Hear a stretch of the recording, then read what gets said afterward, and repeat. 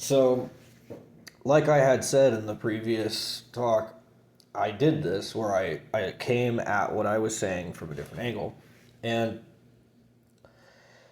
it registered to me that every theory, including my own, is wrong.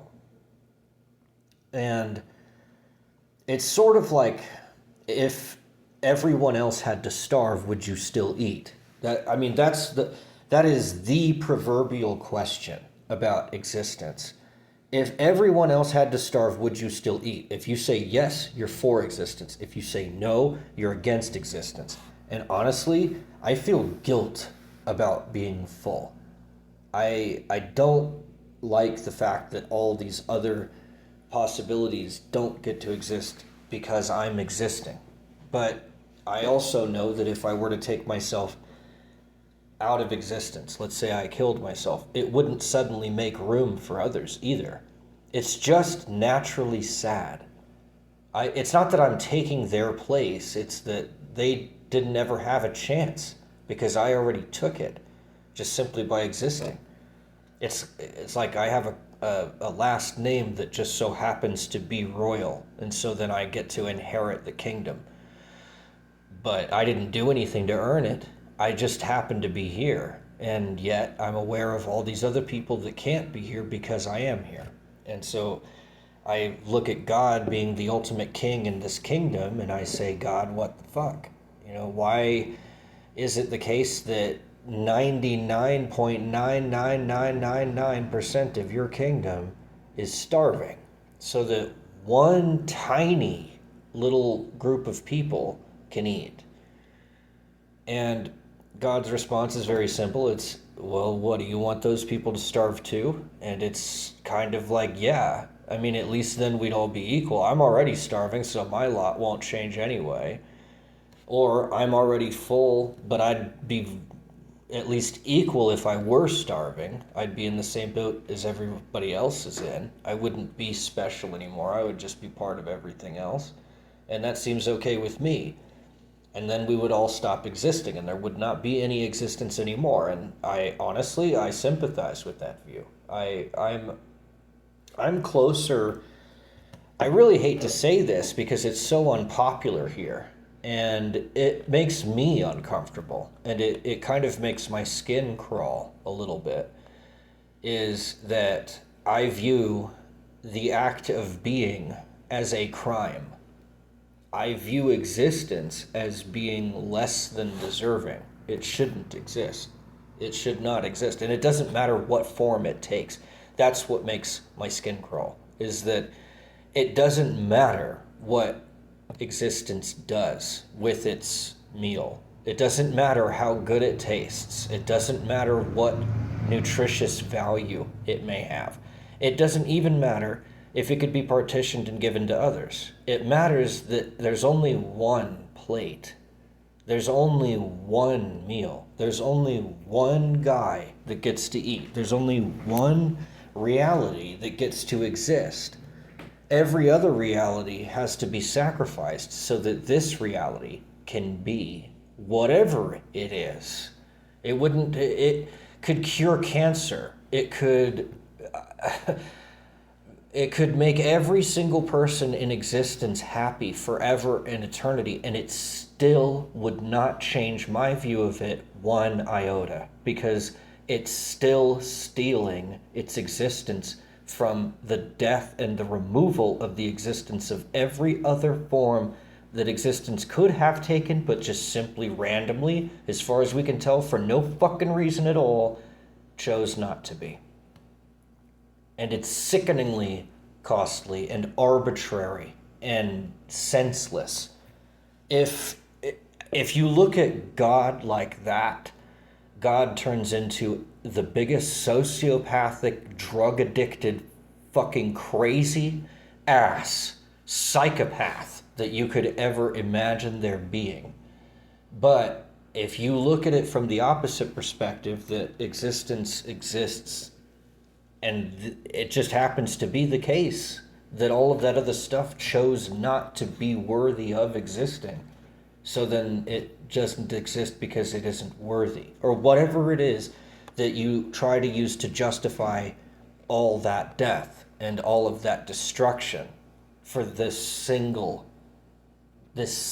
singular redeeming fact costs an infinite amount of errors.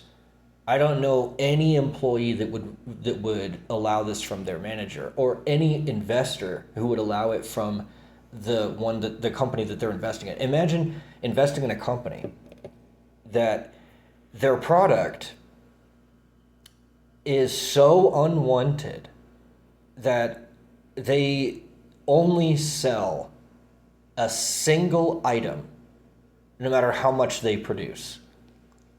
There will only ever be one sale. I mean, can you...